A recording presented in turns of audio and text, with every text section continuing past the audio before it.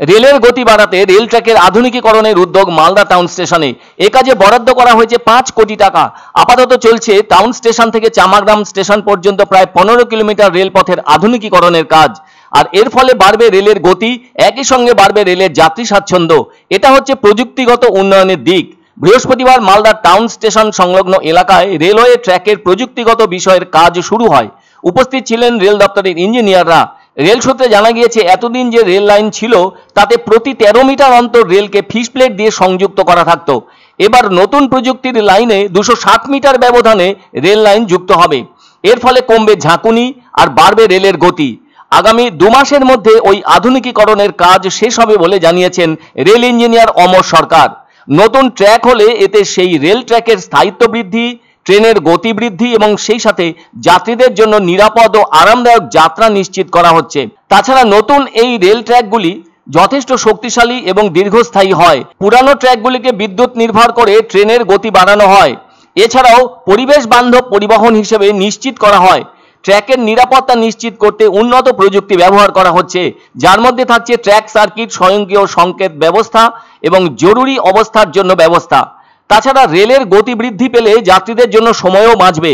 আধুনিক ট্র্যাকগুলি রেলওয়ে নেটওয়ার্কের দক্ষতা বৃদ্ধি করে, আর এমন আধুনিক ব্যবস্থার কারণে মালবাহী কিংবা যাত্রী পরিবহন উভয় ক্ষেত্রেই একটা বড় সুবিধা প্রদান করে থাকে। আবার বৈদ্যুতিকীকরণের মাধ্যমে রেলওয়ে দূষণ কমাতে এবং পরিবেশ বান্ধব হতে সাহায্য করে। মনে রাখা দরকার, বর্তমান কেন্দ্রীয় সরকার সারা দেশে রেলকে গতিশীল করতে উন্নত প্রযুক্তির সাহায্য নিয়েছে। সেজন্য রেল ট্র্যাকগুলিকে নতুনভাবে গড়ে তোলা হচ্ছে।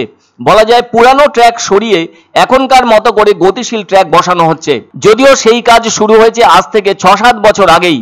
2019 সালে বন্দে ভারত এক্সপ্রেস ট্রেন চালু করা একটা ঐতিহাসিক পদক্ষেপ ছিল, বলা যায় বড় সাফল্য। তবে সে সময় থেকে বছরের পর বছর ক্রমাগত আপগ্রেডের মাধ্যমে ইন্ডিয়ান রেলওয়ে এই বন্দে ভারত এক্সপ্রেস ট্রেনের একাধিক রূপ চালু করেছে। ভারতীয় রেল এমনও ভেবেছে আগামী 2030 সালের মধ্যে রেলওয়ের কার্বন নির্গমন শূন্যে নামিয়ে আনবে। আবার ভারতের প্রথম হাইড্রোজেন ট্রেনের চূড়ান্ত পরীক্ষাও নেওয়া হচ্ছে। এই ট্রেনের নকশা সম্পন্ন হয়েছে। এতে 8টি যাত্রীবাহী কোচ থাকবে, যার একক যাত্রায় প্রায় 2600 জনেরও বেশি যাত্রী বহন করার ক্ষমতা থাকবে। আবার হাইড্রোজেন সিলিন্ডার সংরক্ষণের জন্য 3টি কোচও থাকবে।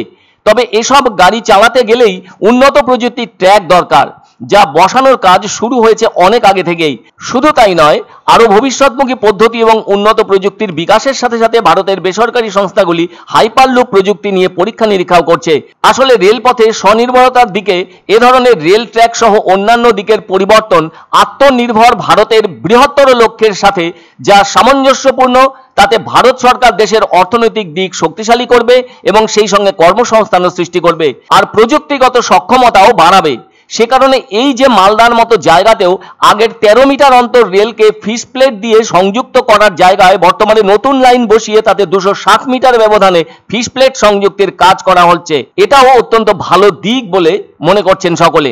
এতে সুবিধা কি হবে, এখন যেটা ফিস প্লেটের জয়েন্ট আছে এতে কিছুটা সেফটি মেনটেন করতে হয়। ফিস প্লেটের ট্র্যাক আছে, বোল্ট টাইট আছে, নানা কিছু। কিন্তু এলডব্লিউ ট্র্যাক হলে কি হবে, সম্পূর্ণ জায়গায় কোনো জোর থাকবে না। এতে প্যাসেঞ্জার কমফোর্টও বাড়বে, প্লাস সেফটিও ইমপ্রুভ হবে।